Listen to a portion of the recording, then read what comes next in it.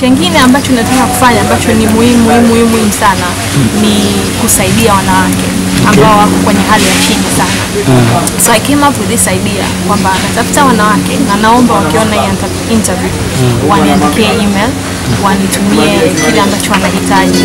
Mimi nitawasaidia financially. So what I do ni kwamba labda mtu ana idea ya kwanza mama ntilie lakini hana fedha, labda mtu anauza tayari mchicha and they just need small money, yani kufika ile step nyingine.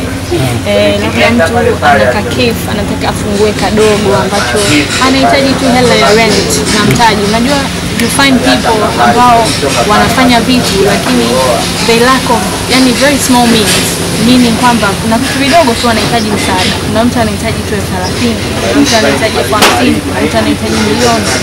Kwa hiyo sio lazima uwe tajiri ili uweze kusaidia watu. Tunaomba hiyo kitu ambacho watu watoe mwaka.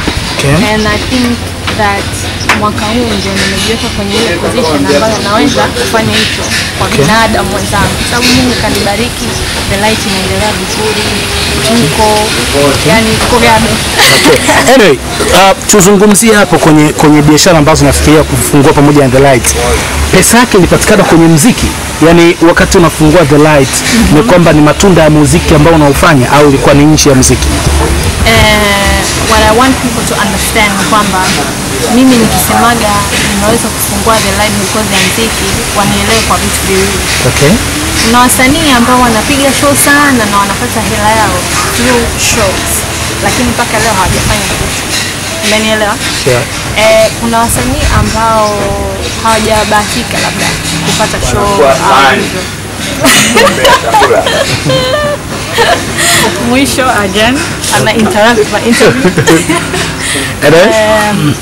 So mimi ni msanii ambaye apart from usanii nimesoma ina profession yangu mwenyewe. Okay. Apart from my profession,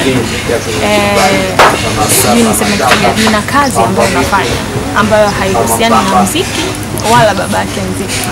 Unaona? Okay. And I think kwamba nilivyoona ile fursa kuwa naweza kufanya kitu, kwamba naweza nikafanya kitu kutumia jina langu au umaarufu wangu. And that is where the idea ya The Light ikawa, you know.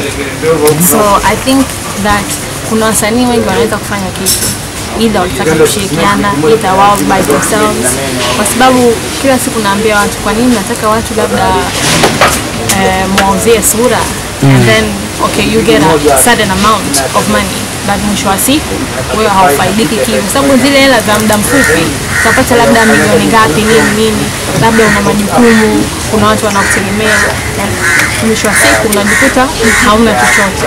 So tuseme najaribu kujijenga mimi around my music, hata kama mtu hasikii muziki wangu, lakini atakwenda Burundi, atakwenda sehemu ya mgaa wangu, atakula, na baada atafanya nini, atakuwa ananiongelea Nuru vipi, au atakwenda kwenye zile biashara zangu nyingine ambazo nafungua na baada ataniongelea mimi. So utajikuta kwamba you live on forever, not because of the music, but because kila siku wewe unakuwa inventive na kufungua vitu vipya na kufanya mambo mapya. So ndio hivyo yani. Okay.